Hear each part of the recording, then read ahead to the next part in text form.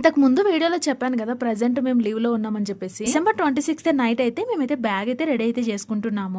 లే లదాఖ్ లో 3 days trip అయితే ప్లాన్ అయితే చేసాము. ఈ జర్నీని అయితే మేము 31st అనుకున్నాం కానీ ఇంకా 27 కే కన్ఫర్మ్ అయితే చేసుకున్నాము. వెదర్ రిపోర్ట్ లో అసలు ఎండ అనేది లేదు, స్నో చూపిస్తుంది చాలా మట్టుకైతే. పిల్లలకి మాక్సిమం హీట్ ఉండడానికి అయితే 2 స్వెటర్స్ వేసి లోపలైతే ఇన్నర్ టీ షర్ట్స్ అయితే వేసేసాను. బయట ఎంత ఎండ ఉన్నప్పటికీ మేము వెళ్తున్న ప్రదేశం ఎలా ఉంటుందో ఫస్ట్ అయితే నాకు అసలు తెలియదు. ఫస్ట్ అయితే పిల్లల కంఫర్ట్ సేఫ్టీ అనేది ఇంపార్టెంట్. వాళ్ళు సేఫ్ గా ఉంటేనే మేమైతే ఏ ట్రిప్ అయినా ఎంజాయ్ చేయగలుగుతాము, వాళ్ళు కూడా హ్యాపీగా చూడాలి. మార్నింగ్ 8 o'clock మాకైతే మేము వెళ్లాల్సిన వెహికల్ అయితే ఇంటి దగ్గరికి అయితే వచ్చేసింది. అంత మార్నింగ్ మేము రెడీ కావడానికి టైం అయితే సరిపోయింది. ఇంకా అంత పొద్దుగల పిల్లలు కూడా తినలేరు కాబట్టి మేమైతే లే మార్కెట్ కి వచ్చి బ్రేక్ఫాస్ట్ అయితే చేసాము. నాకు మా హస్బెండ్ కి అయితే చోలే బటర్ అయితే ఆర్డర్ చేసాము. పిల్లలకి ఇద్దరు కలిపి ఆలు పరాట అయితే ఆర్డర్ అయితే చేసాము. మేము వెళ్తుంది లాంగ్ జర్నీ కాబట్టి పిల్లలకు ఆయిల్ ఫుడ్ మంచిది కాదని చెప్పేసి ఆలు పరాట అయితే ఆర్డర్ అయితే ఇచ్చేసాము. ఇంకా మా చిన్న పాపకైతే క్యాప్ గ్లౌజెస్ చాలా ఇబ్బందిగా ఉన్నట్టున్నాయి, తీసి పక్కకైతే పెట్టేసి. ఇక్కడ మేము చోలే బటర్ ఆర్డర్ పెట్టాం కదా, ఇక్కడ పూరి కర్రీ చూడండి ఎలా అందులో పెరుగు కలిపారు కాబట్టి అసలు టేస్ట్ అయితే లేదు, చాలా పుల్లగా అనిపించింది. ఇంకా మా పెద్ద పాప అయితే ఆలు పరాటా తినేసింది, మా చిన్న పాప అసలు తినలేదు. తన కోసం అని చెప్పేసి ఇంకా టిష్యూ పేపర్ లో అయితే మిగిలింది అయితే పెట్టేసుకున్నాం. దారిలో ఇంకా తనకు నిదానంగా తినిపించవచ్చు అని చెప్పేసి. ఇక్కడ గుట్టపైన ఒక టెంపుల్ కనిపిస్తుంది కదా, అదైతే శాంతి స్తూప్ అన్నట్టు. లే లద్దాఖ్ లో ఉంటుంది. మా జర్నీ కంటిన్యూ అవుతుంది, చూసేయండి.